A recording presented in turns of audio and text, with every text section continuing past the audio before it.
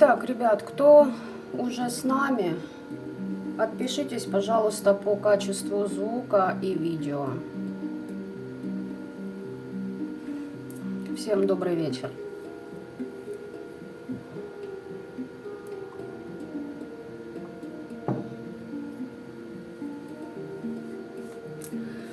Добрый вечер. Все хорошо. Ну, раз все хорошо, значит отлично. Итак, ребят, по названию, думаю, понятно. Да, немножечко с притормозом у нас идет по поводу ритуалов на новолуние, но тому есть причины. К этим ритуалам можете причислить и то, что вы совершали на растущую луну. Последнее время там, да, последние 2 недели, короче говоря. Вот эти моменты можете и загадывать. Сейчас посмотрим, сколько будет вариантов у нас. Хорошо видно и слышно. Вот, все отлично. Значит, все идет по плану. Наверное, сегодня детально я далеко копать не буду. Почему? Потому что у нас будет, на удивление, на мое тоже, вариантов необычное количество. Так, ребят, еще кто в эфире по поводу моего последнего видеоролика? У кого есть вопросы, задавайте мне. Я на них поотвечаю. По поводу новых правил насчет записи ко мне. Добрый вечер, Оксана.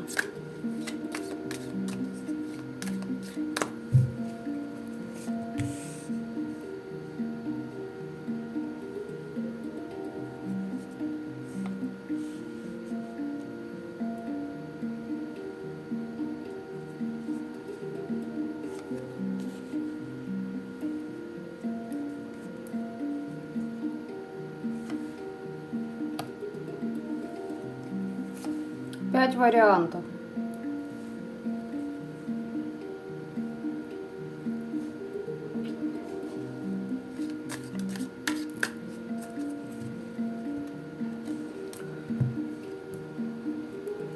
Всем добрый вечер, девочки и мальчики тоже.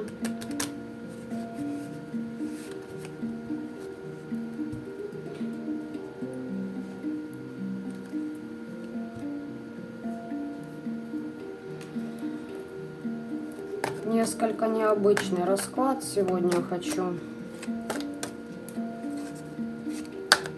вбросить нам. Так, вопросов нет по поводу моего нового ролика, последнего точнее, или крайнего, на главном канале, на основном.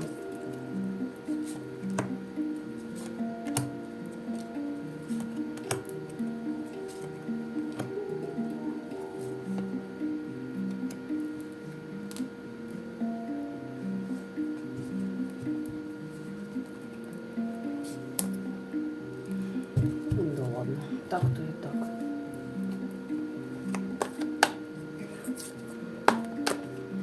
Так, у Надежды вопросов нет. Это хорошо. Значит, всем все понятно. Всем понятны причины, по которым я сделала то, что сделала.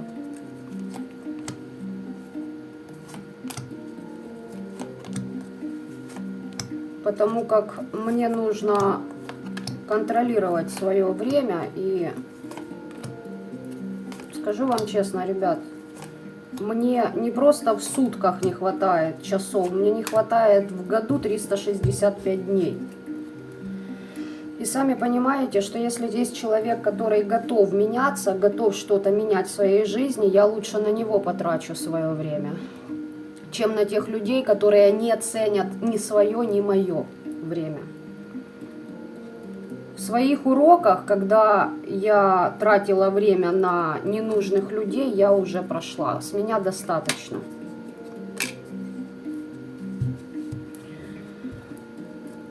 Так. Сегодня у нас вот такая солянка будет. Вы пока определяйтесь, кому что нравится. посмотрим общую тематику всего этого коленкора. Я думаю, все уже заметили, что растущая луна у нас была насыщенной.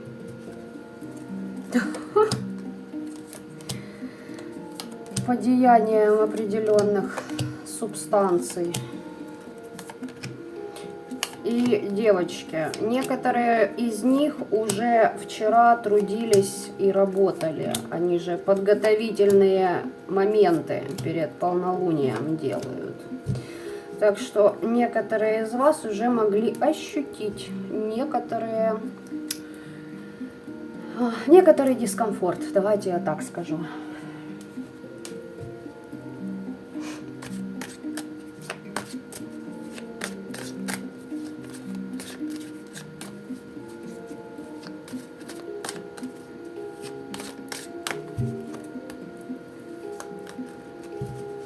Чё-то тишина такая в чате.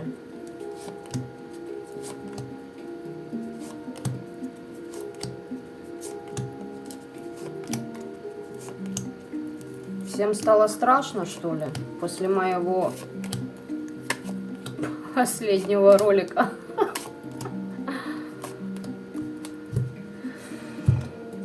Или все задумались над вариантами?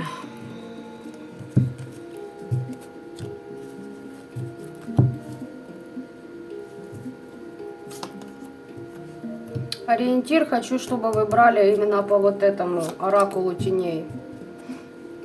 Внимательно слушаете. Это хорошо, если внимательно.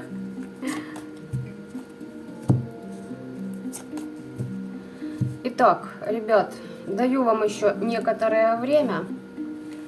Определяйтесь, кому что нравится. И будем начинать.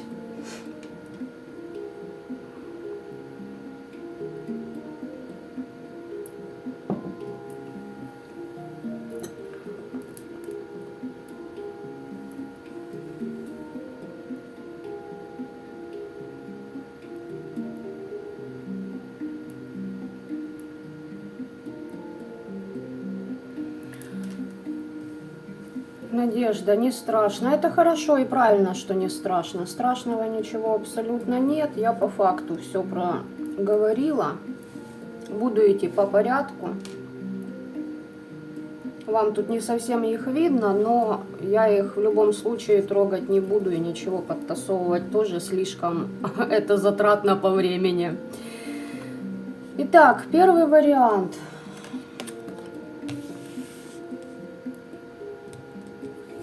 Давайте я сейчас все выложу.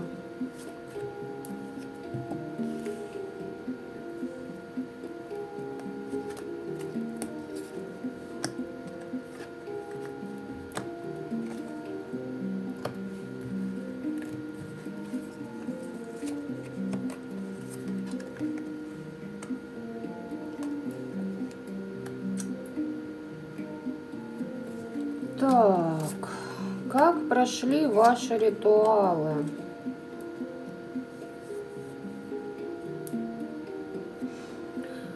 Ребят, хорошо прошли ваши ритуалы. Во-первых, работали с кем-то из рода, с женщиной. Если не из рода, значит с богами, ну с богинями. Женская ипостась. Хорошо на ментале поработали. И знаете, душа такая мудрая, довольно-таки мудрая. Этот человек при жизни мог быть ведающим.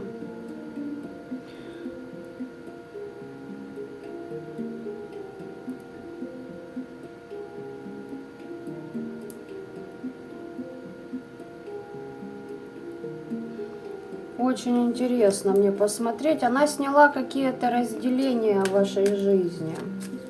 Хочу узнать, я уже вижу, какие разделения здесь сняты, но тем не менее. Понятно, здесь кто-то с вашим родом хотел вас, короче, ну, разделить, чтобы вы знания не получали. И дали вам защиту. Она вызвала не одного человека, ну, давайте душу, да, так скажем, которые стали на вашу защиту. И еще такой момент, почему из рода говорю, что душа это, потому что, во-первых, она вас любила. Или любит, даже если вы ее не застали в живых, но вы ее потомок. Здесь вас сажали в самобичевание, в самоукорение, в самопоедание. Хотели, чтобы вы разочаровались в том, что вы делаете, в том пути, который вы выбрали. Кто-то здесь явно с вами тягается пиписьками. В итоге вы эту ситуацию победили. Ситуация какого толка? Кому-то очень тяжело дается то, что хотят вас втянуть в треугольники, предать или предать. Этот кто-то может быть из вашего рода, из вашей родовой системы. То есть здесь бывшие мамы, сестры, тетки и так далее. Здесь четко родовая ветка. То, смотрите, помогала вам по линии матери, а пиздюлей отхватили уже те, с кем вы связали, или по линии отца, если это ваша мать, к примеру, чудовеет в вашу сторону вот так вот.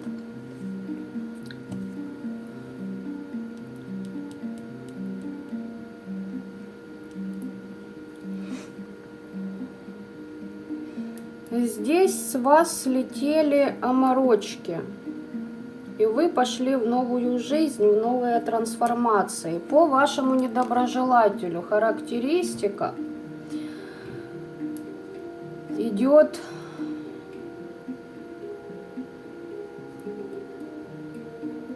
смотрите, здесь по любятине долбили. Но суть не в этом. Я сейчас вам прочитаю.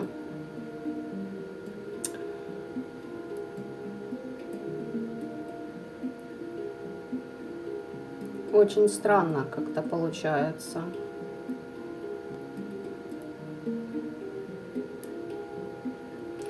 Показывает не вашего недоброжелателя, а отношение вот этой души к вам,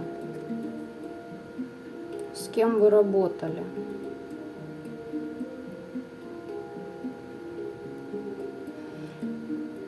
Или же здесь пытались влиять на ваше следующее качество, когда вы несете в мир любовь, надежду, радость и общение с другими людьми.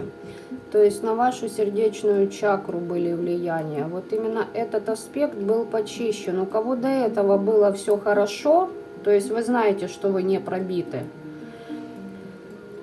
то вам поставили дополнительные защиты. Для чего, я думаю, вы уже поняли за последние 2 недели.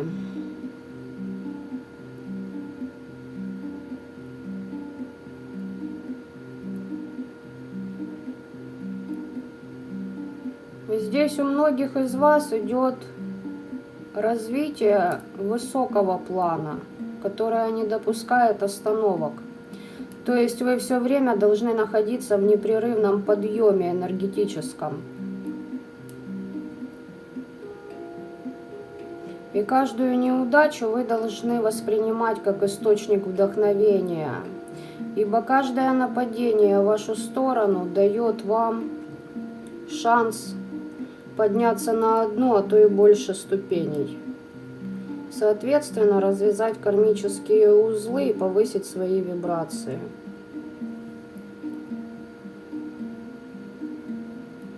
Ритуалы прошли хорошо, но что-то...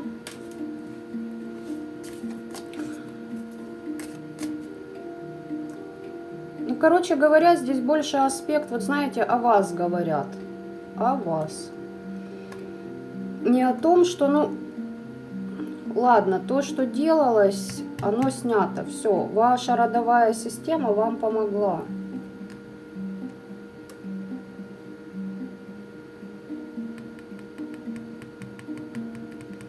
Вам как-то было тяжело избавиться от этих третьих лиц, от вот этого предательства. Или жили и оглядывались все время. Ждать, не ждать сюрприза в спину в виде ножа.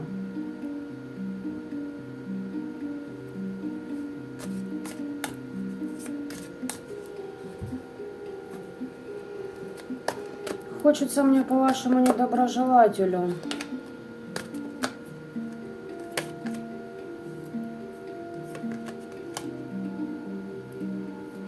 А вот и здравствуйте. Вот теперь мне интереснее стало. Смотрите.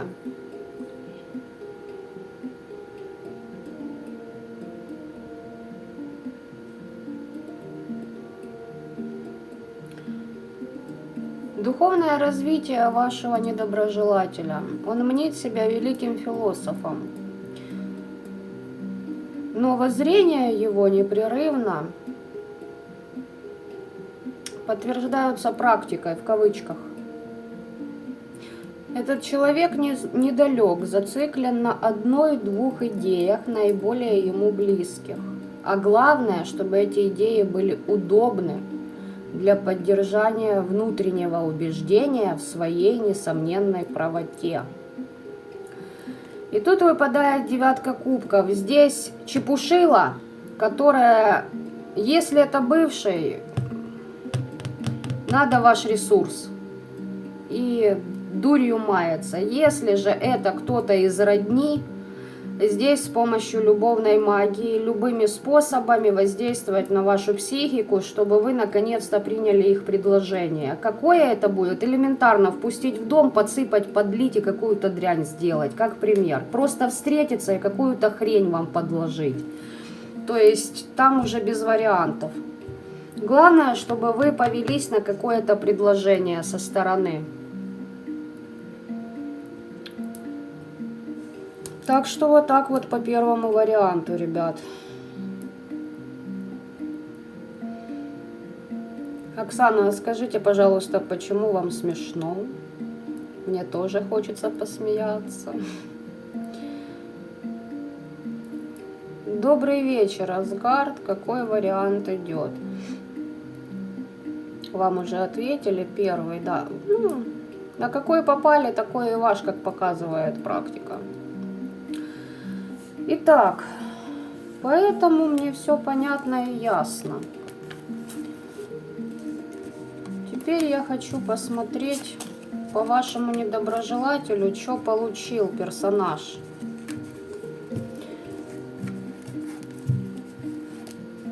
Это я собираю вот этот.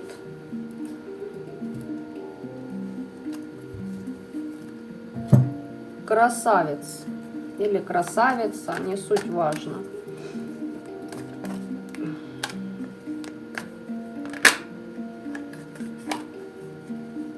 Ну, раз перевернулась, так тому и быть.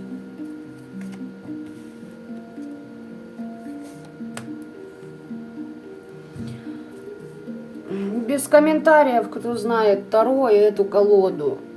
Сделал магию и сидит, ожидает, что его чернокнижие сработает. Здесь человек работает влияет на волеизъявление другого и ждет, когда результаты его накроют счастливые, что он просветление получит, вашу связь с потоком, с родом, ваши знания, умения к нему перейдут. На самом деле человеком управляет темная сила, потому что здесь человек не соответствует рангам для работы с такими энергиями. Вот и все. Ну как же мы это признаем? Мы же у мамы аленькие цветочки. Здесь гордыня.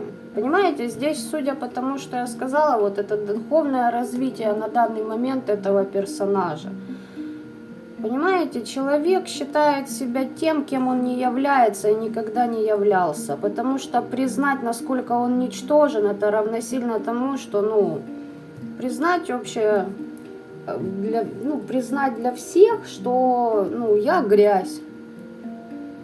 И живу грязью. Но мечтаю я о высоком, а соответствовать я не хочу.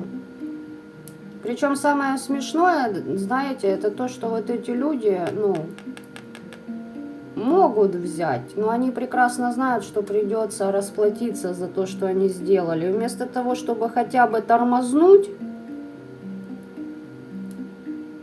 они набирают еще больше кредитов. Хозяин барин. Здесь о таких даже... Думаю, вы уже знаете характеристику таких персонажей, те, кто постоянно на моем канале. А, вы наблюдали со стороны недоброжелателя? Да, я с вами не спорю, там цирк просто отменнейший. Там такие сюжетные повороты случаются. Захотел бы, не придумал. Итак, что вашему недоброжелателю? Я же сказала, колдовал. Лжет высшим силам, что он якобы изменится. Здесь, короче, такая дурня, которая бегает у боженьки, просит прощения. У боженьки есть куча своих дел, а исцеляется через дьявола, может через кладбище исцеляться. А как проходит твое исцеление на самом деле? Ну, кто-то посоветовал что-то делать, наставник какой-то, ага. Молитвы почитать, заговоры поделать.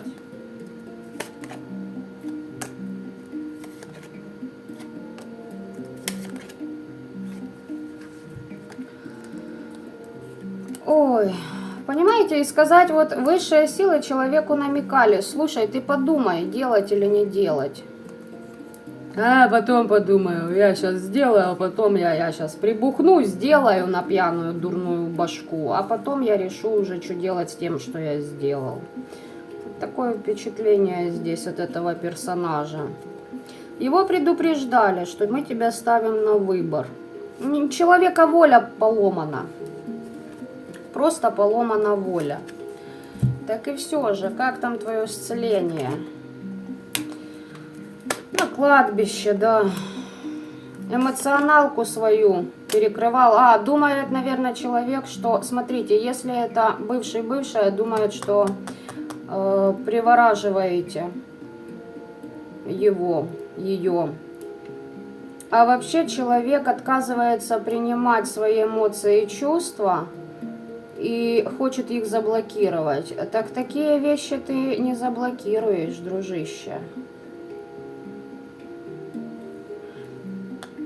Если это не по любятине идет, здесь человек снимает, думает, что снимает с себя то, что делал на вас, то есть теми же методами, поняли, через магию любятины. Думает, что вы на него таким же ходом пошли. А на самом деле человеку кое-что другое здесь открыть пытаются.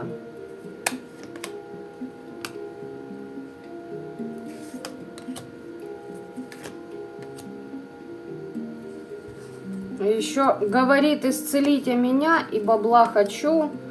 Я вам хочу сказать так, здесь... А кто это, я хочу посмотреть, кто это?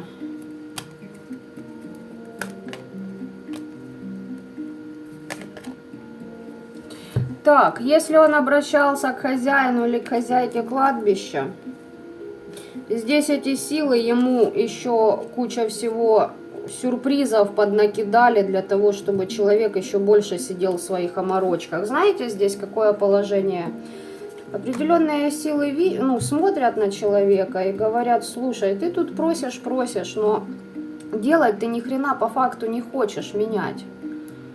Ну, раз тебе нравится сидеть с зашоренными глазами, да, как бы тебе нравится в этой, бредятине жить, на тебе еще больше этого бреда, понавыдумывай себе еще больше дерьма, зарой себя уже до такой степени, чтобы, вот сюда тебя уже и привезли к нам. Так что вот так вот здесь, по вашему недоброжелателю. О прошлом, кручиница. А что в прошлом там, что его...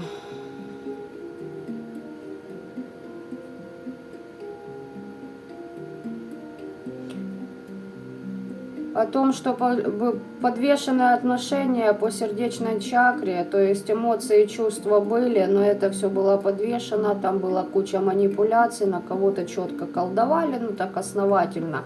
То есть, все-таки где-то чуть-чуть ему там дали понять, что смотри, мы тебе сейчас подснимем и посмотрим, что ты будешь делать с истиной. А тот человек, видимо, не-не-не. Вот такую истину я принимать не буду. Мне нужна та истина, которая удобна мне. Так что вот так вот по первому варианту, ребята. Идем ко второму. Как прошли ваши ритуалы?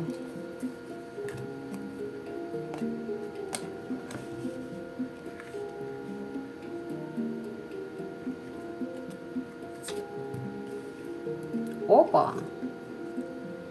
Опа! А вот тут уже интересненько. Сейчас все расскажу.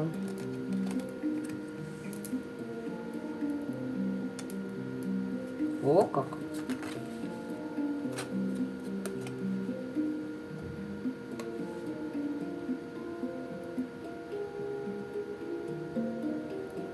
Ух ты!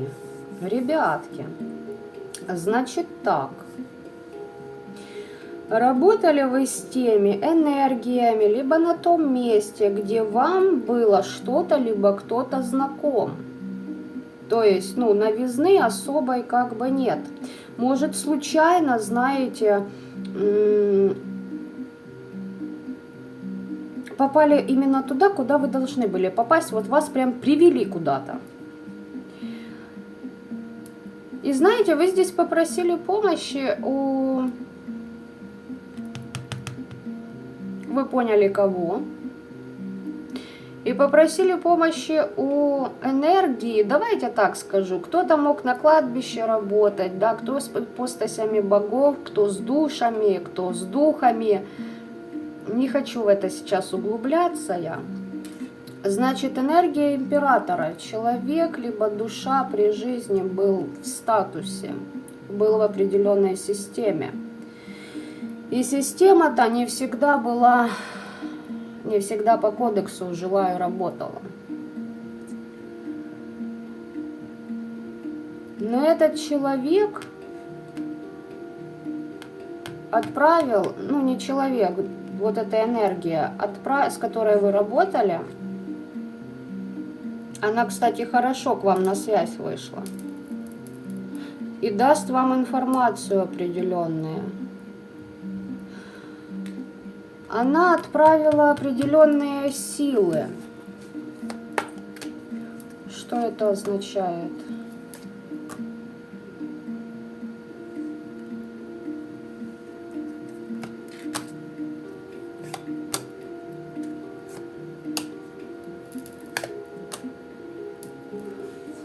Вуаля! Итак. Она отправила определенные силы к вашему недоброжелателю, которая его просто вытащила за шкибарки на развилку. Каким образом? Пришли и говорят, у тебя есть два выхода из ситуации. Будет тяжело, но ты собираешься и валишь. Будет безденежье, но есть перспективы. И второй вариант. Применяешь силу, что-то там новое изучаешь, может даже в магии, может в каких-то документах. Поняли? Либо здесь манипуляции с документами, дабы что-то своровать у кого-то, отобрать, украсть, обмануть, подставить. Подложные документы здесь мне идут. А ну-ка, интересно. Что выбрал? Ага. Ага, и что там?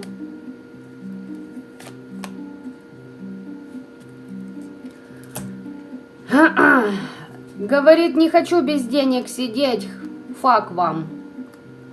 Не буду, не хочу идти в новое, не хочу проходить трансформации. Пошли все в жопу.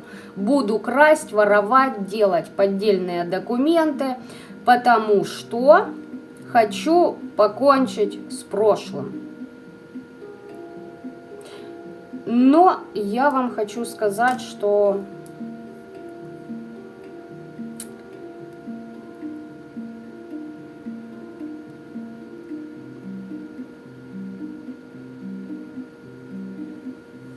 сейчас посмотрим.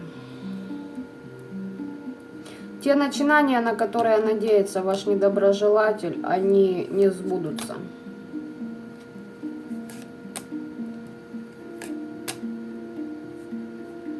кого-то здесь могут быть разборки по поводу детей в судах.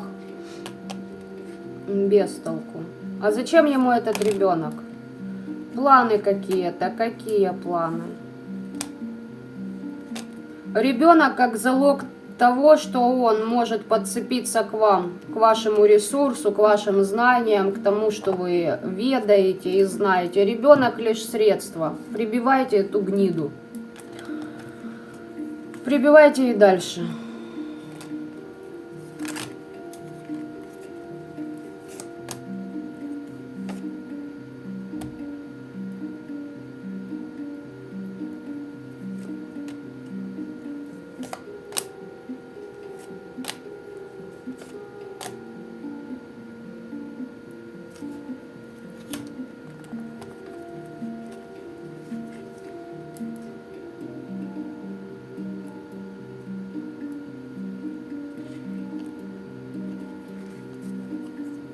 Сейчас, ребятки, погодите. Хочу кое до чего докопаться.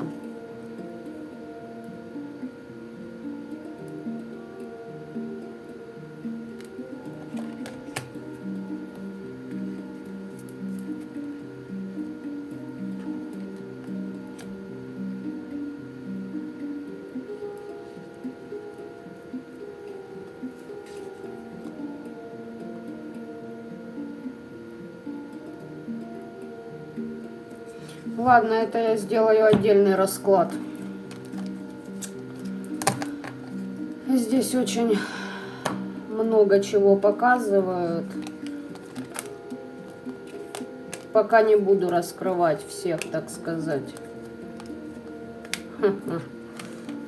своих наметок.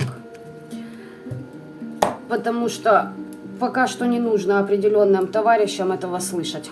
Итак, смотрите дальше. По вашему ритуалу. Здесь в прошлом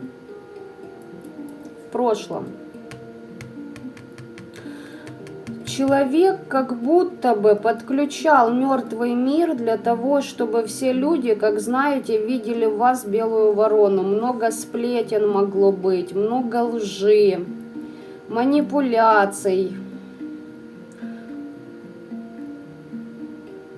и тому подобное.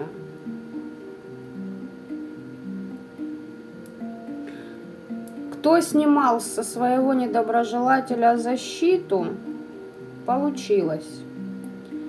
Еще такой момент. То, что раньше защищало вашего недоброжелателя, допустим, на адвоката надеялся, да, на какую-то систему. Все это ушло ко дну. Вот как сработал ваш ритуал. И что сказать по кармическим аспектам вашего недоброжелателя? Понимаете, с одной стороны, человеку много было дано, но и спрос большой. И, видимо, человек не прошел, проверку на вшивость.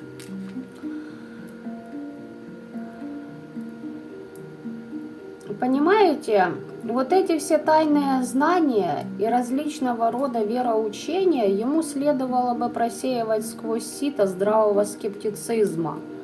Но человек погряз в заблуждениях и своего рода, знаете, как агитация и пропаганда чьих-то интересов, понимаете? Здесь человек может выставлять себя жертвой, ваш недоброжелатель. За это получит еще больше по голове. У него очень много извращенных идей. Знаете, у него вот такие быстрые знания, там ухватил, сям ухватил. И как будто бы он эти знания, под видом духовности, подает, а на самом деле внушает другим людям не то, что нужно.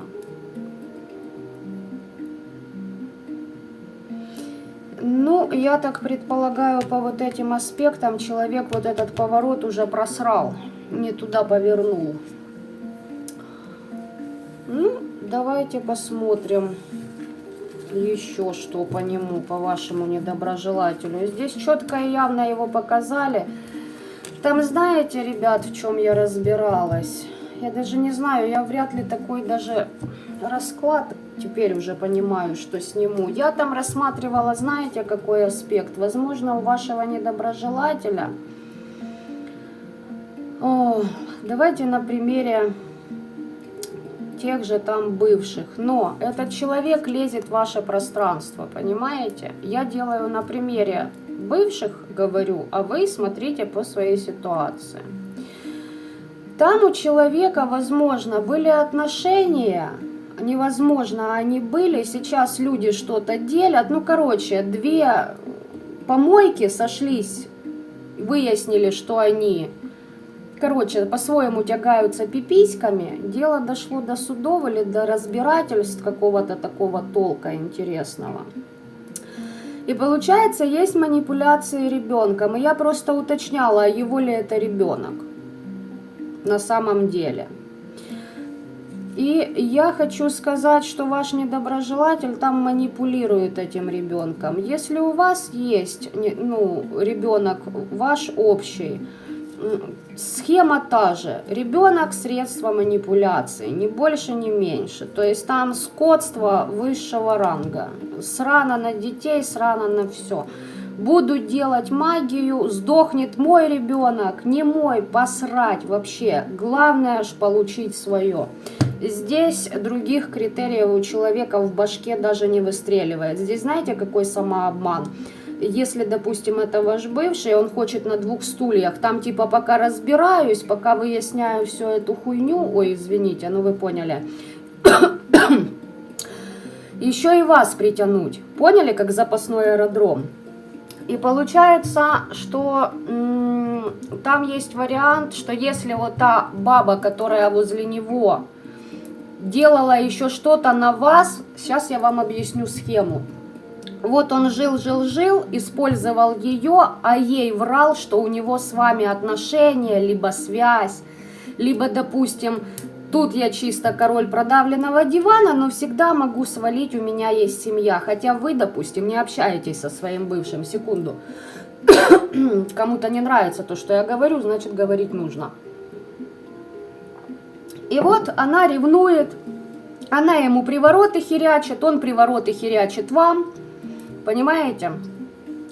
Короче, вот такой клубок дерьма наворачивается. Она, допустим, он говорит ей такую фразу, что, мол, от вас у него есть ребенок, а вот ты мне родить не можешь.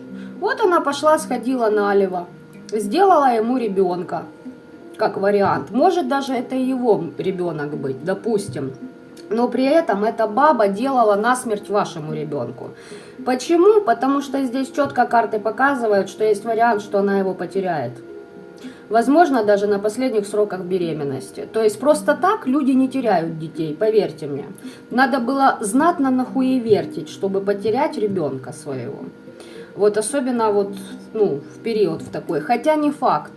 Бывает, ничего человек не делает, теряет детей, но это только потому, что в его окружении есть деструктивные личности, которые ломают его с помощью магических воздействий. И нужно уметь отсеивать круг общения для себя. Так что вот так вот все-таки я это все озвучу по второму варианту. Там, понимаете, клан дебилов, пока они там скубутся, он еще хочет удержать рядом вас с собой. Запасной аэродром, либо план отступления, понимаете? И его баба делала на вашего ребенка. Но здесь такой придурок, который этого быть не может. Ну так, а что тебя жизнь тогда так гнет, если этого быть не может? Оказывается, может. Так что вот так вот, девочки. То есть по факту, понимаете, по факту, мужик полностью под бесятиной, под лярвой, цепляет такую же, как он. И она еще, вот извините меня, вот по факту баба не разобралась, с кем связалась, решила, что она тоже счастье ухватила, да, и боженьку за бороду в виде этого человека, вашего недоброжелателя. И начала еще, вот по сути, вот для меня, вот такая вот эта шкура. Я таких шкурами называю. Она еще и на вашего ребенка делала, чтобы он не был с вами связан. Понимаете, вот, мол, вы ему смогли родить, а она не может. Вы только вдумайтесь, вот это скотство. То есть прибить нахер, понимаете? Если вы еще и воочию ее знаете, я не знаю, я бы на вашем месте, хотя нет, я знаю. В своей ситуации я знаю, я просто жду. Но это лично моя позиция. Хотя не спорю. Прибить ебалом по асфальту вдоль и впоперек, по периметру страны, было бы очень приятно. Так что, ребятки, по второму варианту здесь шкура, которая тупо на убой тащила вашего ребенка. Я вам сейчас хочу сказать, когда эти сроки были. Это было в конце осени до Нового года. Вот середина ноября, ноябрь, декабрь. Особенно в декабре. И если вы думали, твою мать, живешь, никого не трогаешь, да, как бы, тю-то, ёперный балет, откуда ж тут веет? Дерьмом. А вот откуда. А знаете из-за чего? Из-за того, что вот эта падаль, ваш бывший, много пиздит не по делу и по факту просто манипулировал той бабой за счет рассказов о вас. И в эти рассказы были включены какие-то факторы, понимаете? И одним из этих факторов был ребенок. А ту шкуру запаяла. А, тебе ребенок нужен? Ну так у тебя его не будет. Не от нее. А я тебе сейчас сделаю. От тебя, не от тебя, там уже разберемся, что-нибудь подсунем. Так что вот так вот, ребятки, по второму варианту. И тут еще такая скотина, которая манипулирует деньгами и органами власти. Если у него были какие-то знакомые или он на что-то надеется, его вот так вот по всем фронтам натянут. Хорошо поработали по второму варианту. А теперь еще и за ребенка отвалите. Если кто был до этого момента не в курсе об этой херне, извините меня, отвалите, не постесняйтесь. А там уже та потеряет, не потеряет, поверьте мне, не вам решать. Далеко не вам. Немногие, я бы сказала, единицы, считанные, обладают такой мощью, чтобы такими вещами править в этом мире. А наши недоброжелатели пусть надумывают себе все, что хотят и как хотят. Мы лишь проводники сил. А уже если с вами сотрудничают силы высшего порядка, тут, знаете, это как из своего личного опыта. Я, допустим, могу вам сказать, что у меня на защите стоят такие, которые отстегивают так, как даже я даже не знаю, насколько полную мощь они дают, понимаете? И не заморачиваюсь. Я потом только вижу результат их действий. И это только защита.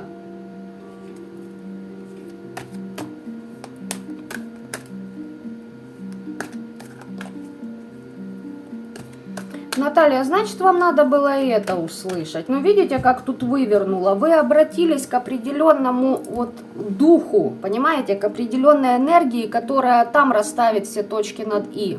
И мне потом потянуло вот это вот все. Знаете, как параллелями. Там и она показана, и она еще с кем-то, и она заказывала, ходила, понимаете? И не совсем, там нужно просто глубже прокапывать, его это ребенок или от другого мужика вообще натраханный, извините меня, но оно так и есть. И там непонятно, сейчас они друг другу нужны или уже готовы сожрать друг друга, понимаете? Там реально вот две помойки зеркалят друг друга, нашли друг друга. Пусть они там и скубутся. Только один маленький нюанс. Нахер ты пиздишь за своих детей какой-то шалаве, провоцируя ее на вот эти вот ревность, на вот это все, чтобы она сидела у ног, понимаете, лизала ему пятки. Вот вы вдумайтесь, насколько это низкий мужик, если это мужика касается. Мальчики, если это про вашу девочку, переверните просто, ситуация та же самая, практически.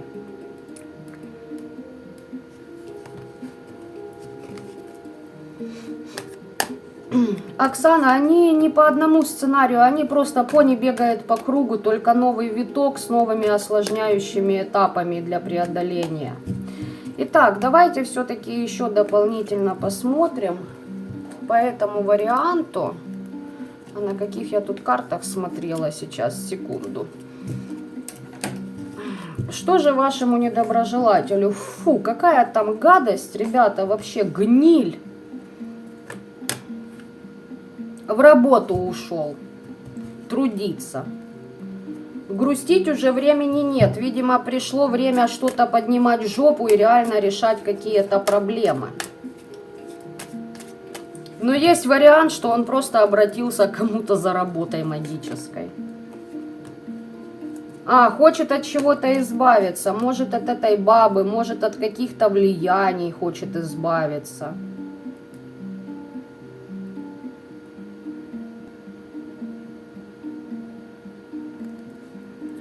Стоп. Эта баба ему сейчас ставит крадники. Она ему делает... Я сейчас уточню, секунду.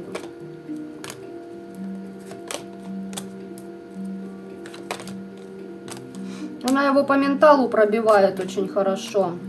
Если они еще вместе, где-то общие 4 угла у них есть. Машина, квартира, похер что. Там подклады, там только он туда попадает. И на тебе, пососи 10 мечей, дружище.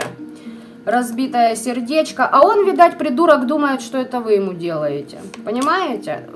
Здесь работа через кладбище идет. Здесь мертвечины на человеке до хрена. Смотрите, если он с кем-то сотрудничал, с кем-то договора намечались, у него были планы, но он уходит в полную дезориентацию. И быстро так по его сердечной чакре хренячит.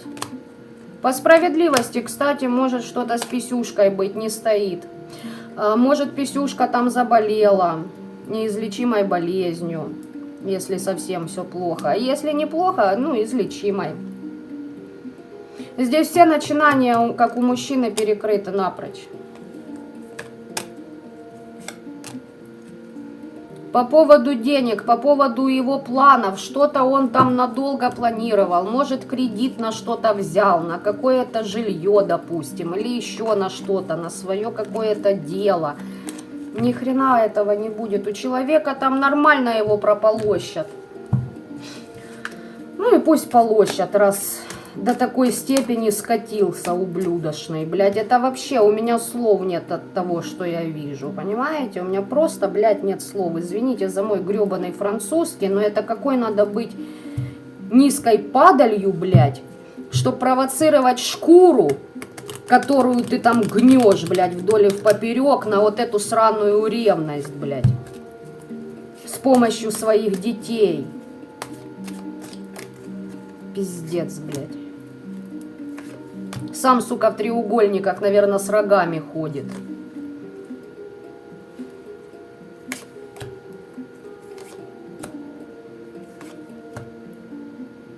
От чего-то он там отрекается, видимо, кому-то обращался, планировал, что будет хорошо у него с деньгами, а там пошел провал, какого-то мастера заблокировал, типа, поняли? Ну, понял, что его киданули. Но я вам хочу сказать, что человек хочет перейти в новое, а ему не дают. И он в треугольниках находится. Этот чужонок с рогами. Просто с рогами уже. Вот, девочки, если это ваш бывший, и он вас обвинял, допустим, или думал, что вы там на сторону ходите, вот теперь ему попалась такая, которая ходит, и не просто ходит, она там просто уже профессионал в этом деле. А он потом этим пользуется. И здесь был какой-то человек, который ему в чем-то помогал. Все, этого человека нет. Или его такой человек, на которого он рассчитывал, его кинет. Кинул, уже кинул.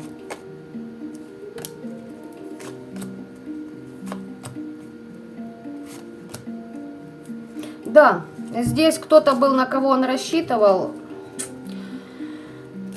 А что этот человек на него так?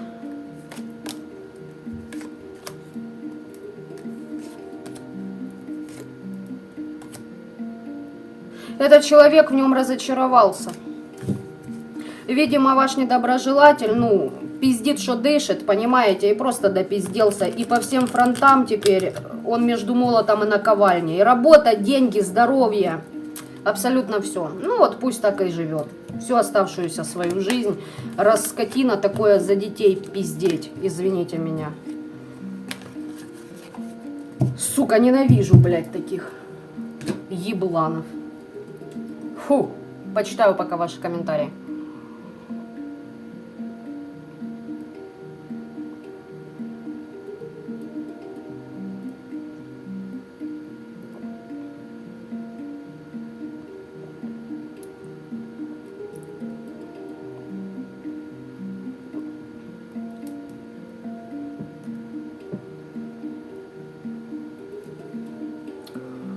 Да, Наталья, вы знаете, у меня сейчас такое состояние, что я бы закурила. Третий вариант. Начнем.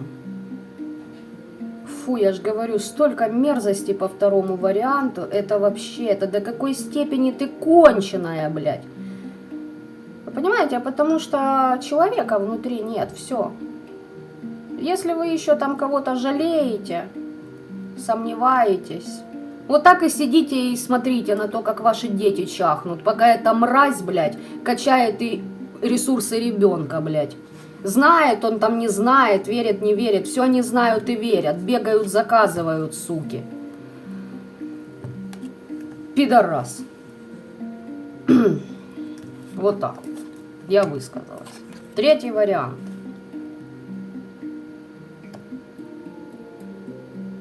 О, как. О, как интересно. О, как интересненько-то тут у вас третий вариант. Ох. Так, ну здесь вы побеждаете определенный сценарий в вашем роду. Вот прям сценарий, неважно какие люди, ситуация одна и та же, понимаете? Смысл один и тот же.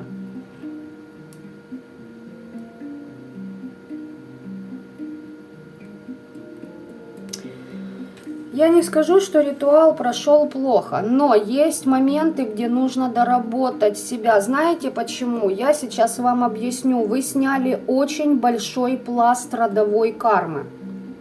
Вы ушли от сценария какого-то родового, и сейчас у вас идет период чистки.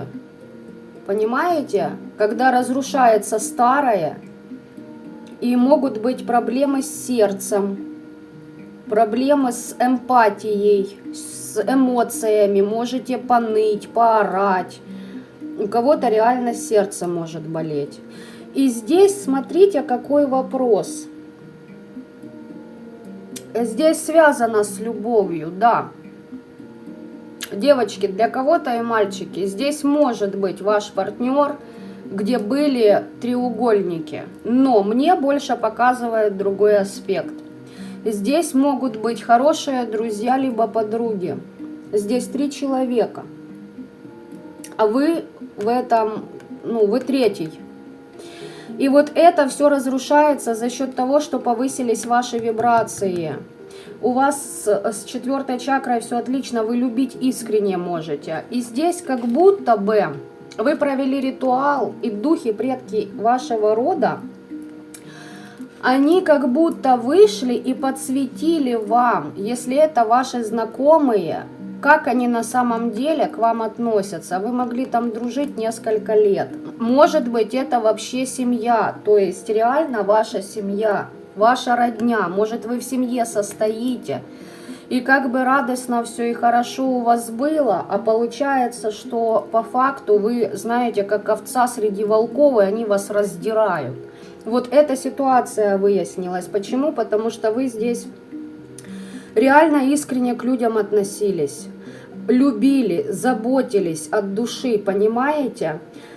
И получается, что вот ваш ритуал, то, что вы сделали, поставил точку в этой всей билиберде, потому что высшие силы вышли и сказали: слушай ты, дорогой, дорогая, у тебя есть потенциал, у тебя есть сила, возле тебя дерьмо, выметаем.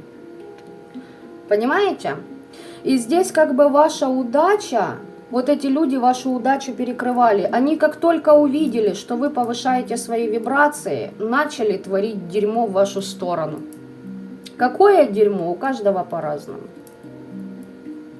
Но они вас реально обидели. Вы не ожидали от этих людей вот, ну, таких их поступков. Вот просто не ожидали.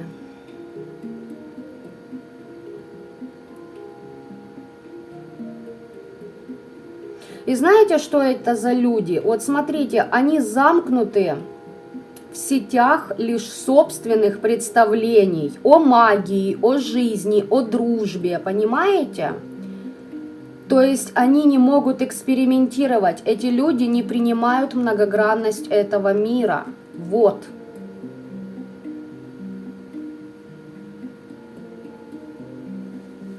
И здесь человек, если вот ваш недоброжелатель мог раскрывать тайны в магии, то тайны самого себя он боится раскрыть. Это могут быть детско-подростковые комплексы, понимаете, которые уже вжились в характер человека. Здесь реально непринятие многогранности. Вот это и есть истина. А ваши качества здесь занижали, принижали специально.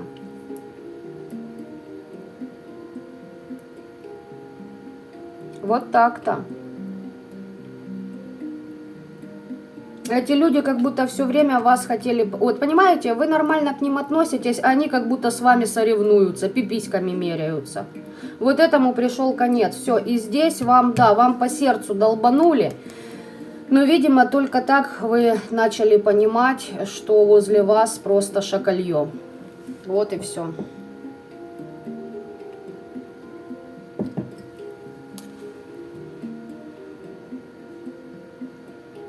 Наталья Анатольевна, я вам завидую. Нет, покурить я сейчас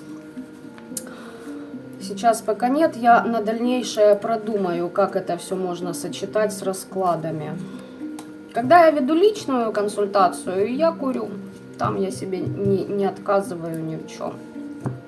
Так что третий вариант. У вас все лаконично, просто, ну как просто, 90. Вам по сердцу шибануло очень больно, очень сильно. Здесь идет зачистка вот этого вокруг вас дерьма. Вы входите в состояние верховной жрицы, когда вы получаете тайные знания. И, видимо, кого-то это очень подкарабливать начало. Как это у вас столько знаний, а они же не дотягивают. А как мы это признаем? Мы лучше своруем у нее. Или у него. Мы своруем, а ей будем рассказывать, как когда-то мои. Я их считала подругами. А ей порассказываем, чтоб она сомневалась в своих способностях. Понимаете? Чушь на уши понавешиваем. Проходили тоже такое. Вот тогда я сидела и курила и думала, твою мать. Дно! И тут дно. Так.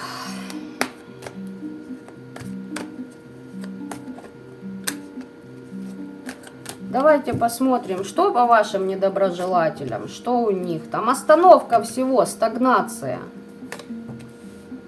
И куда она тут крутанет. А вот смотрите теперь, ваших недоброжелателей останавливают по всем. Если кто из них занимался магией, нет магии. Теория есть, а на практике не работает. Все, отобраны силы. Сила слова, сила ментала, сила мысли, сила всего отобрана. Все дела просто, ну, схлопнулось пространство, стагнация конкретная. И высшие силы, высшие именно, учат человека духовности, учат человека открытости, искренности и учат человека любить и открывать свои эмоции, разбираться, кому нужно делать говно, а кому не стоит этого делать. Кто к тебе искренне относится, а кому ты просто завидуешь, дуры кусок, и делаешь дерьмо, тем самым вгоняя в себя в проработки. Здесь цикличность человека поставили. Допустим, постоянно мужики как попадаются, которые не выбирают ее, как пример. Друзья, которые ее тоже подставлять будут. Люди, которые тоже ее будут опрокидывать и в хрен не ставить. Здесь по третьему варианту у меня бабы. Вот как хотите, здесь бабы идут. Кстати, есть вариант того, что ваш недоброжелатель один из по гороскопу стихия вода. Вот ее особенно это касается. Это от нее ноги там росли, что, знаете, может, как-то дружили, а потом опана, и другой отвернулся, еще один человек. Ну, потому что по ушам проехали. Ну, раз он позволил, чтобы ему на уши навешали о вас, и согласился с этим, значит, тут тоже не друг, то так. Человек в своих проработках, пускай прорабатываются.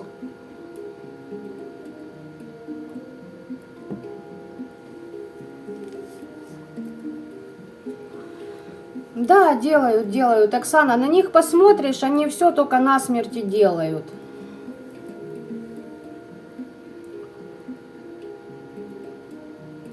Ума больше нет, понимаете? Никакой артистичности, никакого. Они думают, что человек умрет, и все будет просто так. Откуда, понимаете, эти люди не понимают, что бывает после смерти. И если кто-то вас сводит, допустим, я вам сейчас пример расскажу. Влезает мамаша в отношения мужа и жены, то есть ее сын и его жена. У них ребенок. Она доводит свою невестку до самоубийства. Что происходит, во-первых, с ребенком? Во-первых, когда кто-то совершает самоубийство, еще 2-3 поколения детей отрабатывают этот грех. И отрабатывают они это очень жестко. Чтобы вы знали, если кто хочет сдохнуть. Или умереть, или еще что-то. Подумайте над этим. Стоит ли это жизни ваших детей и их детей? Но смотрите, не в этом соль. Соль в чем? А в том, что когда душа умирает, если вот душа такого склада характера, как я, она может потянуть за собой чисто из мести, что не дали дожить жизнь. Понимаете? Что не дали с ребенком прожить карму свою, рядом быть. Понимаете? Что не дали в семье побыть, той, которая была дана свыше. Эта душа может, если эта душа, тем более, у которой был потенциал, у которой были данные, она может утащить за собой несколько десятков, если захочет. Недоброжелатели об этом не догадываются. Просто не догадываются. А так как у меня была такая ситуация, у меня была клиническая смерть по причине вот таких влияний на смерть, то я как раз все увидела, какие перспективы для меня открываются, если я выберу умереть. Почему? Потому что человека, душу всегда ставят перед выбором в таких моментах. Либо ты продолжаешь жить, либо ты сдаешься и валишь. То есть выбор всегда у каждого есть. Так вот, мне показали много чего интересного. В свое время, 6 лет назад, если мне не изменяет моя память. Сейчас у нас 21-й, да? Да, 6 лет назад это было. И поверьте мне, зная эти моменты, становится пофигу, делают ли они тебе насмерть. Почему? А потому что, допустим, я знаю, что если у кого-то это сработает, я снесу нахрен весь род. Начну с детей и буду издеваться просто изысканно. Они об этом не подозревают и делают насмерть. Поэтому не бойтесь, даже если сработает, и если уж края не выкарабкиваетесь, то знаете, что всегда есть 2 варианта, понимаете? Тут вот такой вот аспект по 3-му варианту. Так, на колоде веретника. Я там думаю, вы не слишком подпрыгнули от информации, господа. К вашему сведению, очень много у меня людей, которые, да, переживали клиническую смерть, у которых, открывались потоки очень сильные. Оксана, вы не одни такая. Первый раз, когда мне было 17 лет, и я должна была покинуть этот мир, мне вообще моего ребенка показали, и только за счет этого я вышла из того сумеречного уже пограничного состояния, когда между мирами находишься. Второй раз мне уже ничего, никого не показывали, мне тупо поставили перед выбором. Хочешь – вали, не хочешь – оставайся. Но показали еще кое-что. Да, Ирина, вот сейчас успокоили вообще. Ну, вы же знаете, это в моем стиле. В любой безвыходной ситуации есть выход. Всегда. Уже не страшно. Нет, я вас понимаю, но на самом деле всегда вы можете защищать своего ребенка и оттуда еще похлеще, чем при жизни. Поэтому тут дело такое, знаете ли. Еще все зависит от того, в каком состоянии уходит душа. Если она уходит в агрессии и в четком понимании, что ее жизнь искажена и она должна жить, но ее снимают, одни души выбирают идти дальше, а некоторые говорят: не-не-не, я задержусь и кое-что с собой прихвачу, ну потому что заколебали, вот надоело уже. Итак, по третьему варианту. Девочки, ну здесь, ну, понимаете, и мальчики, смотрите, у вас есть дар пророка, этот дар дан свыше. Вы, возможно, сами еще не полностью понимаете, что вам дано, но этим даром вот эти люди хотели, чтобы вы пожертвовали через свою подлость. А что там подлили? Вот сука. Заключали договора на то, чтобы ваша власть к ним пришла. А вас как-то при этом отвлекали, знаете как? Мол, смотри туда, а мы пока твое воруем, твой дар.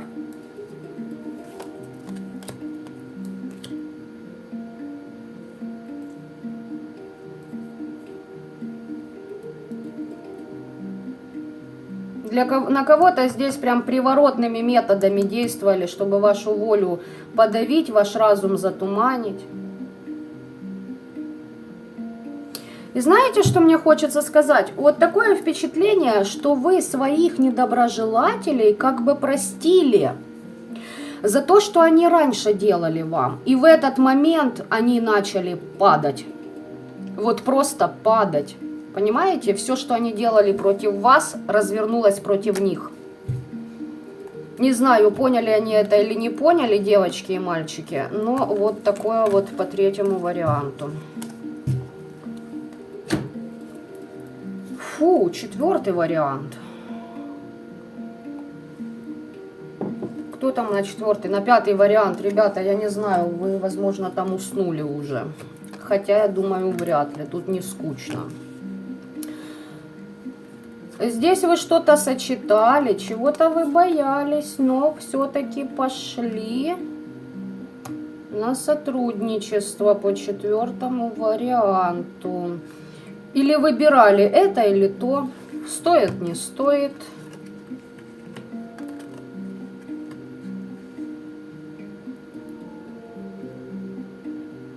О как!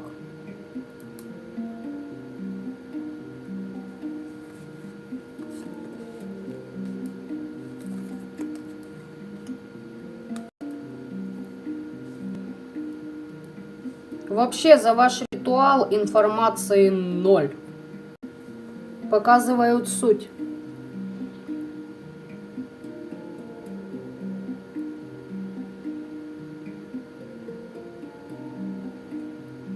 Или что-то... Сейчас буду еще уточнять.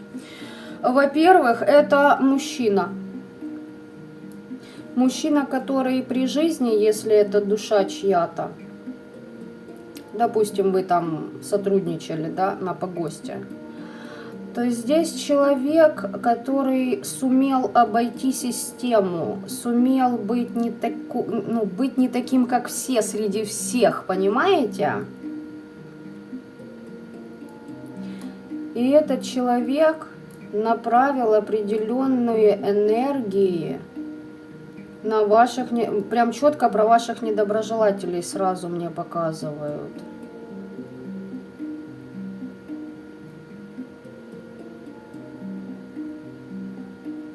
Вот если кто из вас проявил храбрость, не отступил, да, в ритуале, ситуации бывают разные, сами знаете. И вот понимаете, здесь как-то вот баланс прошел.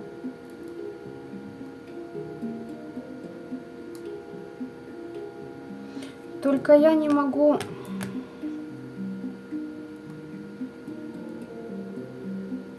Все, я поняла. Здесь сделали на то, чтобы, допустим, девочки, допустим, вот у вас тоже у кого-то есть клиенты, у кого-то есть свое дело, к кому-то обращаются ваши клиенты. Хотели это вам перекрыть. И вы получили как заряд энергии на новое сотрудничество. Возможно, здесь сотрудничество с высшими силами, новые договора, новые люди, новое знакомство. Вот что пошло. А вашему недоброжелателю, кстати, болезнью это все аукнулось. И вы об этом известие уже получили от своих хранителей. И здесь темные хранители пришли и как будто отчет дали.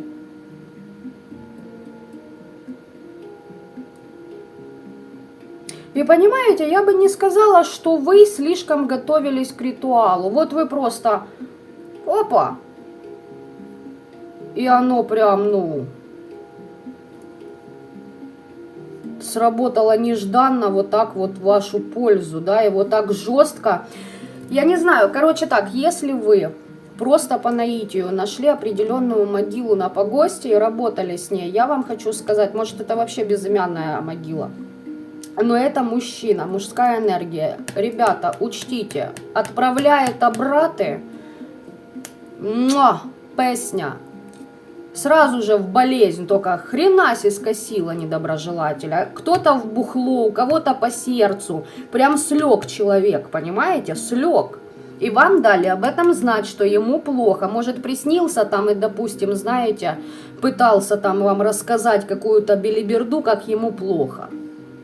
Нахрен ты рассказываешь? Посмотри в зеркало и спроси себя, что ты сделал, как ты к этому дерьму пришел. Вы с себя здесь сняли вот это вот. Причем я бы не сказала, что вы целенаправленно это с себя снимали. Вы вот как будто вот пришли и сделали. И вот так получилось. Как пример говорю, может новый какой-то ритуал, может вы и дома это делали. Ну вот так получилось, и вот так сработало, вот такой дух к вам вышел.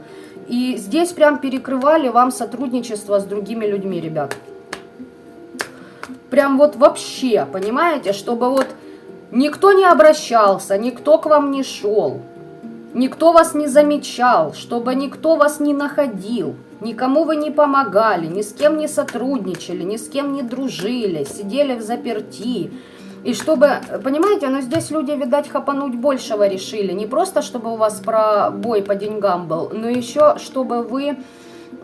прям как в заточении находились, не могли выходить, поэтому человека и в болезнь кинули, то есть прям положили на постельку и сказали: полежи, подумай, ты хотел человека закрыть, вот теперь ты полежи, подумай, стоит ли игра свеч, какого хрена, и что ты делаешь.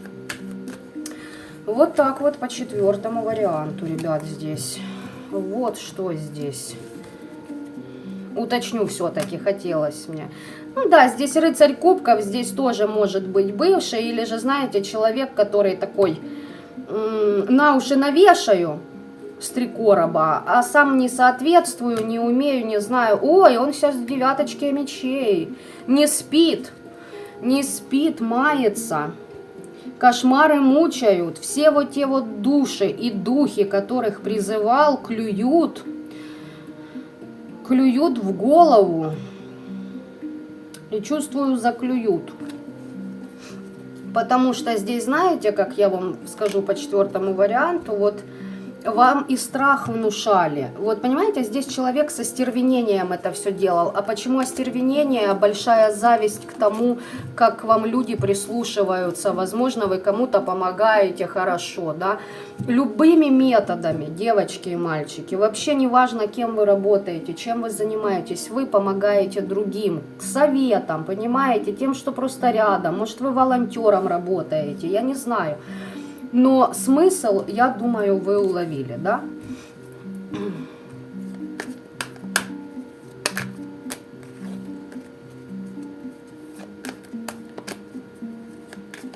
Оксаночка, не нужно сожалеть о бездарности других людей. Они сами выбирают свою жизнь просто спускать вот так в унитаз. Вы тоже могли где-то оступиться. И заметьте, благодаря именно им вы поднимаетесь. Они просто трамплин для нас. Они об этом не подозревают. Они не хотят в это верить. Много гордыни. Но это гребаный факт. Пусть так и будет.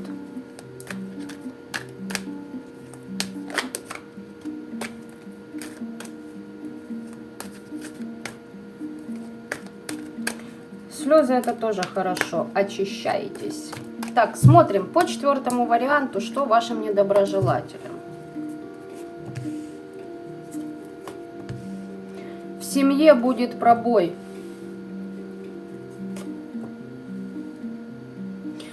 Здесь человек либо уйдет из семьи, если он находится, и уйдет либо в гордыню, либо в осуществление своих планов. О, нет, гордыня и магичение будет. Мага,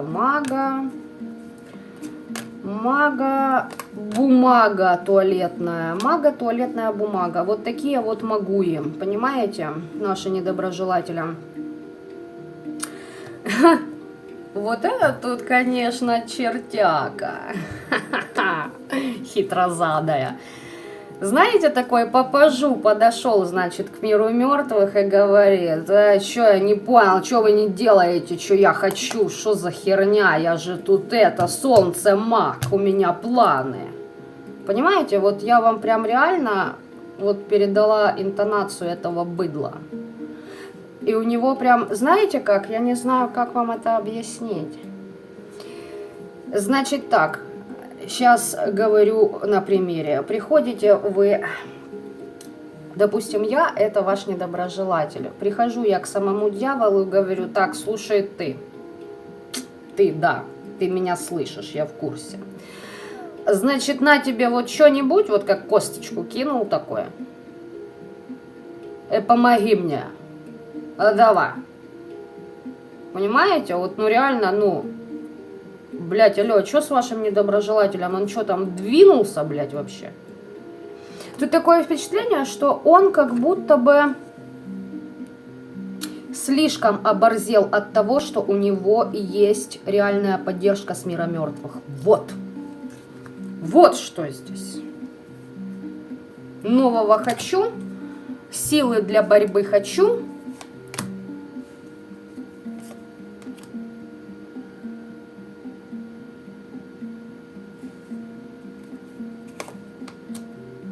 Все начинания человека перекрыты, выбора нет.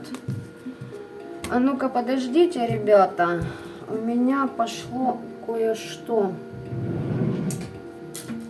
Возьму-ка я вот эту колоду по-быстренькому, пока это у меня ближе всех.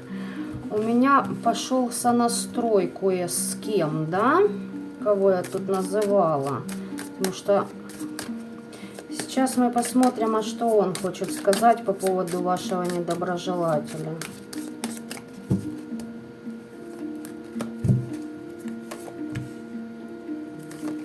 Человек при бабле, человек при статусе, много работал над тем, чтобы иметь много благ вокруг себя. Ваш бывший работодатель, ваш бывший муж, может быть. Шпионит за вами, очень пристально за вами следит. Хочет к вам либо приехать, либо подобраться, либо закрыть вам пути дороги. Хочет, чтобы либо вас втянуть в неприятные отношения, либо чтобы вы попадали вечно в такие отношения с другими людьми. Может казаться услужливым, проворным, когда ему это надо. Может даже казаться порядочным и ответственным.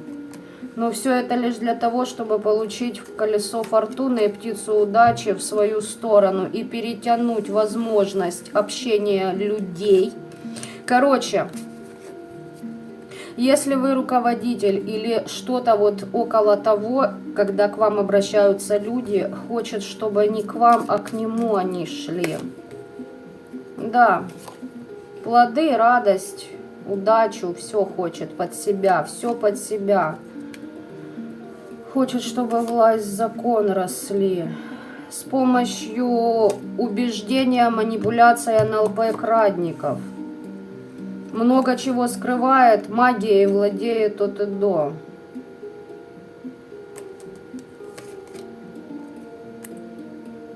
Но дело в том, что, ребята, это все его прошлое, его ставят в иллюзии. Он как бы сейчас пришел на поклон к темным, которые раньше вот так исполняли его просьбы. Но здесь я вам хочу сказать, здесь не среднее звено человека. Если многие, здесь не у каждой из вас есть такой бывший, я вам скажу так, девочки.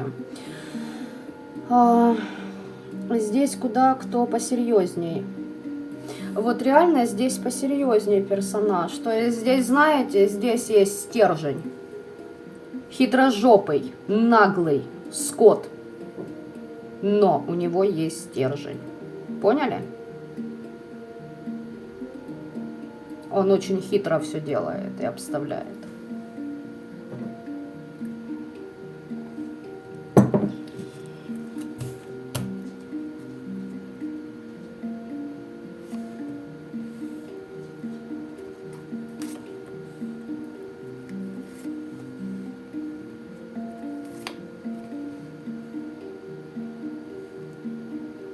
Слушайте, мне такое впечатление идет. Короче, в семейном бизнесе, если у него семейный бизнес, да,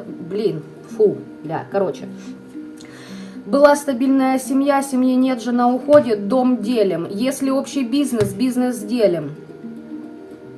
Он прям не ожидает этого. Он реально не ожидает. Человек уходит в деградацию полностью.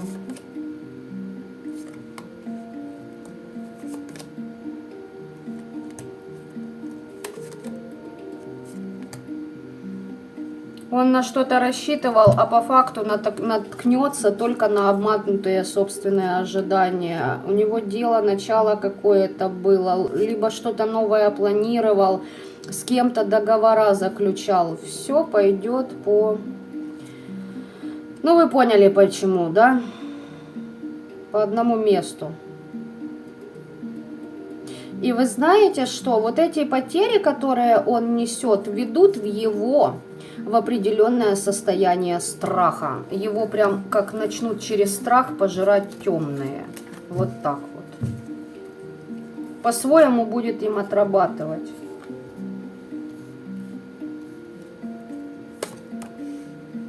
Вот задала я вопрос, как темные относятся к нему. Рыцарь мечей, девятка мечей. Рыцарь кубков. А он стоит, понимаете, кубковый, с пробитой сердечной чакрой и получает трандулей мечами. Он кого-то достал, он кого-то прям разгневал, тех, кто стоял у него на защите.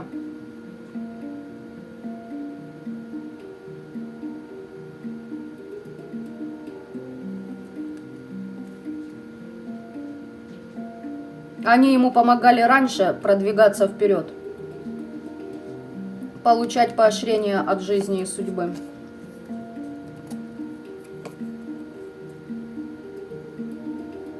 Он думает, сейчас они мне помогут. Но здесь реально человек, блядь, заигрался в Бога, я вам хочу сказать. Понимаете?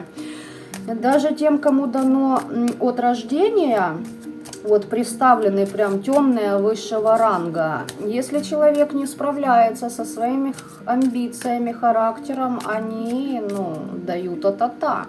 Потому что все очень просто. В сотрудничестве с темными вы выполняете свою часть договора, а не свою. Вам это по-своему выгодно в мире живых, а ему по-своему выгодно в мире мертвых.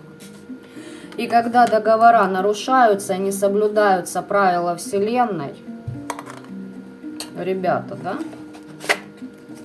То есть у человека здесь прям такое оборзевшее отношение к темным. И я вообще удивлена.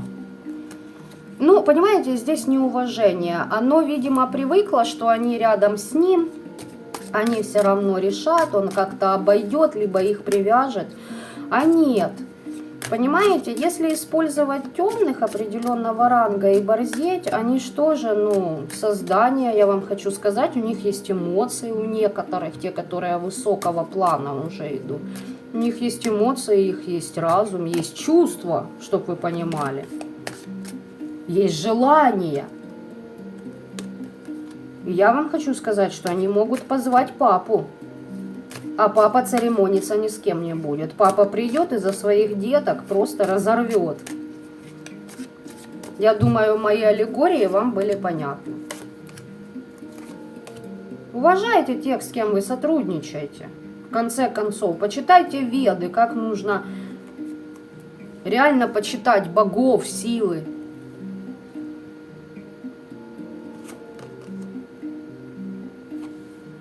Ему здесь приговор выписывают за его гордыню. Он планы строит на темных, а темные неупокоенные уже идут по его душу. Его, кстати, очень сейчас обсуждают за спиной, он этого еще не знает.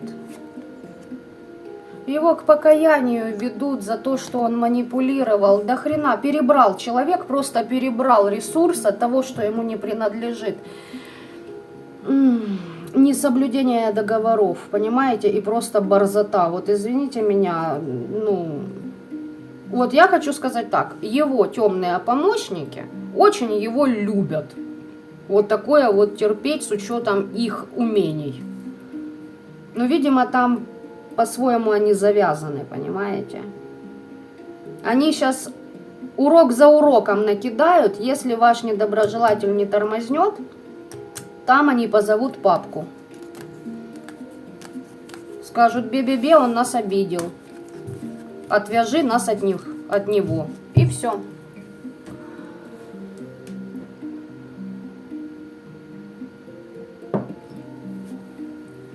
Итак, пятый вариант. Ребята, идем на финиш. Фу, информации сегодня чрезмерно до хрена. Так. А что я вам тут не сказала по по третьему варианту? Знаете что, девочки, мальчики, по четвертому варианту, по вашему недоброжелателю, здесь человеку нужно развиваться, чтобы соответствовать, понимаете? А он тормознул. Он должен быть в непрерывном процессе саморазвития. Он стал закоренелым. Вот так вот, костным, понимаете, вот таким вот. Мне тут удобно, я посижу в этой затхлости. У него энергия схлопнулась, а для темных это непозволительная роскошь. И они его просто пытаются разболтать. Давай, выходи, выходи, выходи отсюда. Ему уже, вашему недоброжелателю по четвертому варианту, уже и вас послали, чтобы вы его носом ткнули. Привет, ку-ку, проснись, меняй что-нибудь. А человек же еще больше, поняли, ну, тю-тю. Башкой. Он, по сути дела, за счет своих вот этих вот темных охранцов, да, с которыми сотрудничал, он должен был вносить в мир легкость, непосредственность и живость.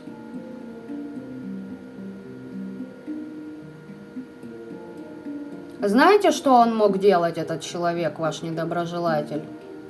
Соединять те пары, которые потеряли, знаете, вот, допустим, долбят пару там, да, отворотами, всякими вот этими вот деструктивными программами, а он мог сделать так, чтобы закрыть пару от этих воздействий, реально черномагических и очень серьезных, и просто как накрыть куполом вот пару, которая хочет быть вместе. Он мог дать колоссальнейшую защиту многим людям в любви. Он, видимо, этого не сделал. Он развернул вектор этой силы. Фу, ну да ладно. Хрен с тобой, дружок. Идем к пятому варианту.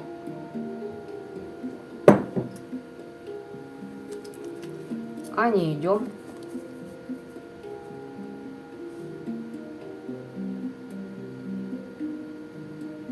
За третий вариант я читала.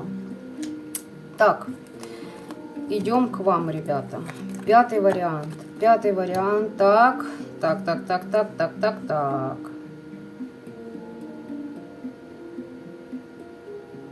Ну что?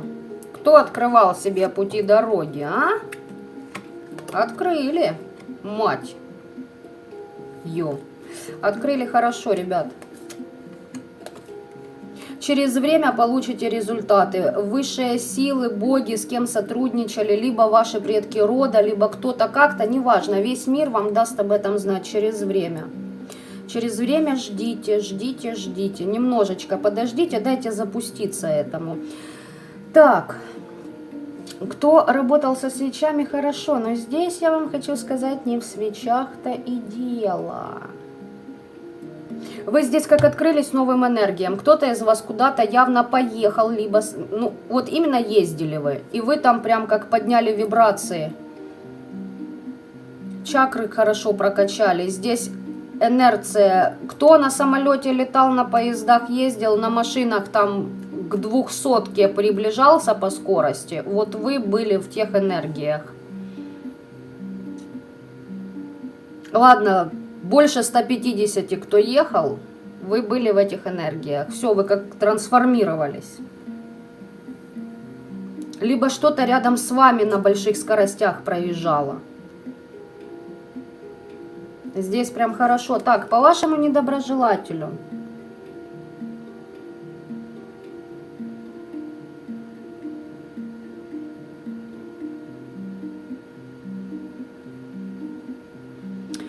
Вот я хочу сказать по вашему недоброжелателю, что ему бы нужно было искать истину, а не довольствоваться общим мнением. Здесь человек недоволен тем, что ему предлагает Всевышний, его род, его родовая, понимаете, система, его жизнь, ему же. Вот здесь как будто человек просрал какие-то возможности и теперь либо бухает по этому поводу, либо сам себя поедом жрет. Вот. Он должен научиться воспринимать все точки зрения и найти собственный духовный путь. А этот человек ведомый, как баран. Знаете, бе. Ему показали, вот иди туда, он бе. Сюда иди, бе. Нет, туда не ходи, туда пошли, бе. Все, на последнем варианте я уже в стёб ушла. Девочки, смотрите, здесь реально тоже может быть мужик. Мужик, который подливал, либо что-то предлагал вам. По нижним чакрам он вообще в попе находится. То есть они перебиты напрочь у человека. Вы повысили свои вибрации, вы не просто пути дороги открыли. Вы здесь прям... Вот прям... Я не знаю, у боженьки за пазуху попали. Вот кто чистку делал, прям больше, чем даже думали, получили. И прям быстрая трансформация такая, знаете, вас на новый уровень. Вот вы как будто на первом этаже сидели, а вас как будто вот так вот выкинули резко и закинули этаж на 50-й. По духовному развитию. Прям вот, может, вы долго находились в стагнации, что-то сделали, проработали себя, плюс ритуалика была, и вот прям выхватили вас из этого.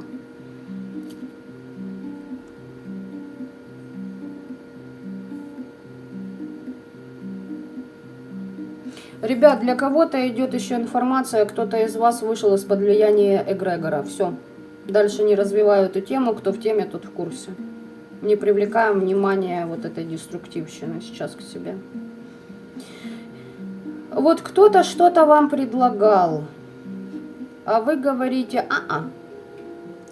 предложений не приму, информацию свыше вижу, цели свои знаю, твои защиты будешь нападать, пробью, как бы и дам понять, что держись-ка ты подальше, дружок, от меня. Вот здесь, ребят, здесь мужик. Но знаете, мужик мужиком, а внутри баба. Вот серьезно, баба. Мама девочку хотела, когда в пузике носила. И при этом так и, ну, он родился, писюнчик торчит, а для мамы он девочка. Так что вот так вот.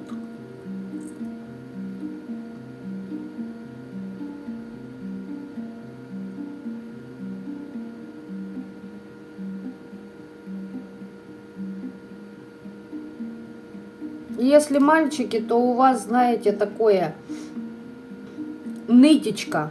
Ваш недоброжелатель женщина и нытичка. Когда надо, она как мужик быдло, понимаете? А чуть что, так она нытичка. Что-то вот такого плана, понимаете?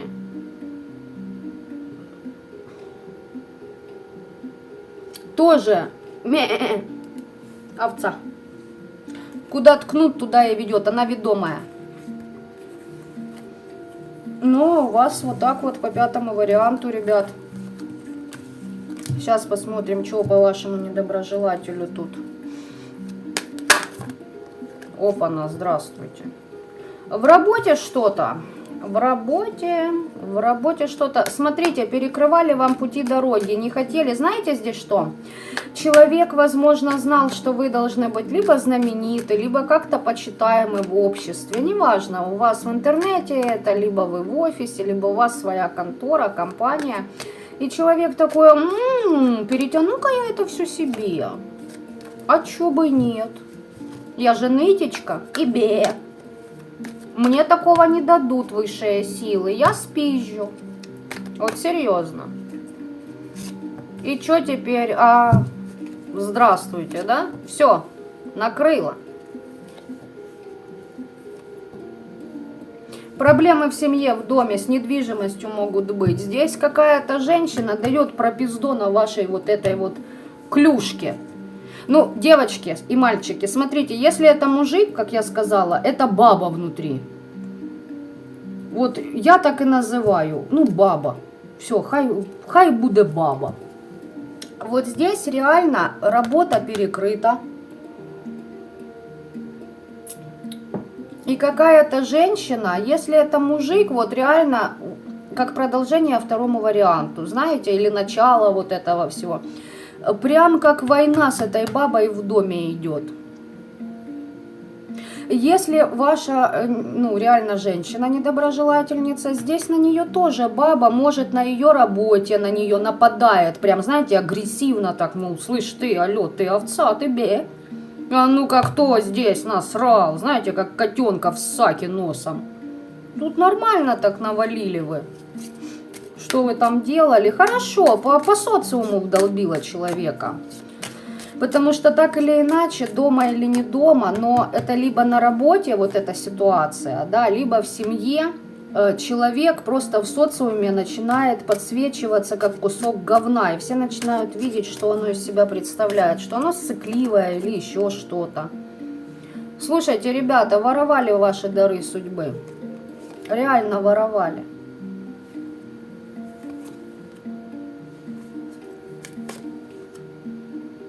Вот человека перед искушением ставят, понимаете, и я хочу сказать, что вашего недоброжелателя высшие силы предупреждали о том, что его ожидает. Это знаете, как у него было? Ожидание смерти хуже самой смерти. Он заранее знал, что его ждет, и как дежавю запускается, понимаете, в материальном мире. И он такой, твою мать, что происходит?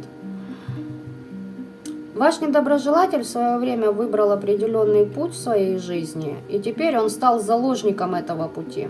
А все из-за того, что поддался на искушение. Для кого-то, может, если мужик думал, там его богатство ждет, уют, ноги будут лизать. Понимаете?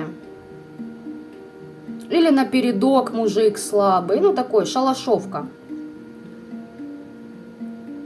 Ну, мужик-баба, тут баба, вот однозначно, вот реально внутри там баба. Так что вот так вот, ребятки. Недоброжелатель как ваш? Весело. Кстати, ну вот, я 2 карты оставляю. Здесь идет человеку отомщение через группу лиц. Понимаете, вот реально группа лиц по нем работает. А здесь это может быть в семье его не принимают, допустим, да, или ее точнее. Вот, или же на работе в коллективе, как белая ворона стала. Вот где-то человек опростоволосился. Вот так-то. Ребята, буквально 10 минут для ваших почитать комментарии. Хотите что-то? Уже на вопросы отвечать не буду, потому что почти 2 часа в эфире.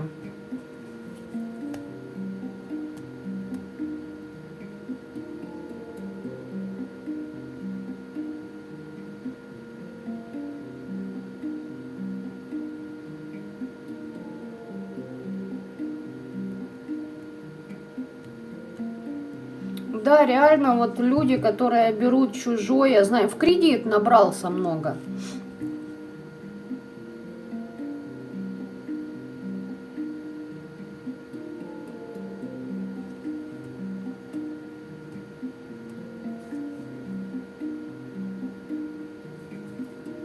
Благодарю, Ирина. Да, расклад интересный получился, я не спорю. Дальше веселее и интересный.